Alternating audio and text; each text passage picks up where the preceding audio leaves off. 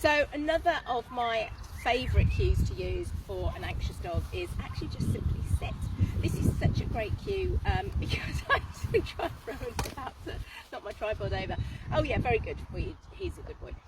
It's a very good cue to use for a variety of different reasons. It's one that I like to use at the start of a canicross race as well, because although my dogs who race on, apart from Inca, aren't anxious, it just gets them focused on you, sit, and I will do some little sits and to stands to get them ready. It starts powering up those sort of hind muscles and it gets them doing stuff.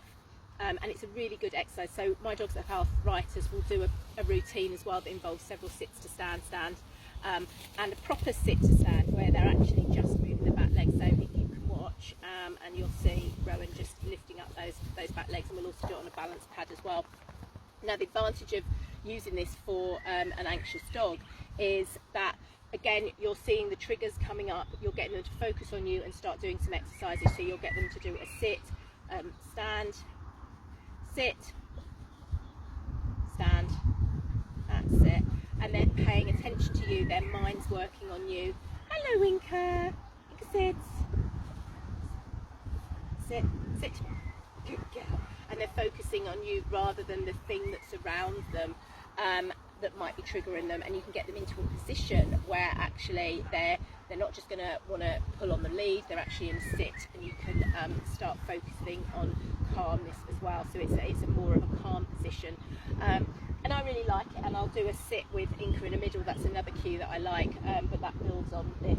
But it's got so many different benefits, and you know, it's a great one just to train for putting leads on and off, and when you get your dog back on a recall, so that they're used to being steady around you, because a lot of the time, you know, as soon as the dogs see the lead coming out, they're off, and you don't want that. You want to be able to, you know, to get hold of them if you need to. Good boy, good boy. That's it, sit.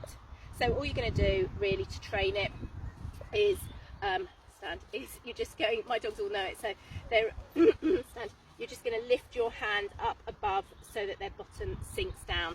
Now with Inca, because obviously she was blind, Inca come, Inca, this way.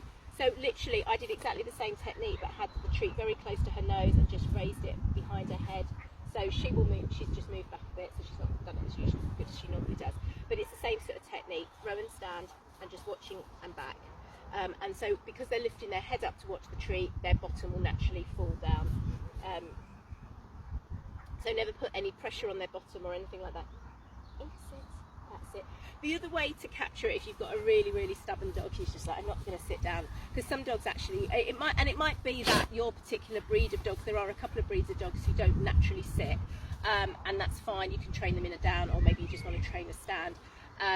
But another way is just to really watch for them doing it naturally, and then just capturing that behaviour. So the minute you see that bottom start to move, you're going to say sit, and just reward them for that. And then another extension on that is just to reward onto the stand. And I do that for a lot of exercise. And as I said at the start of a canicross competition, and if we're out on a walk and we see a potential trigger, I'll just do a series of sit and stands for Inca as well, just to keep her calm. So hope that helps. Let me know if you've got any questions. Bye.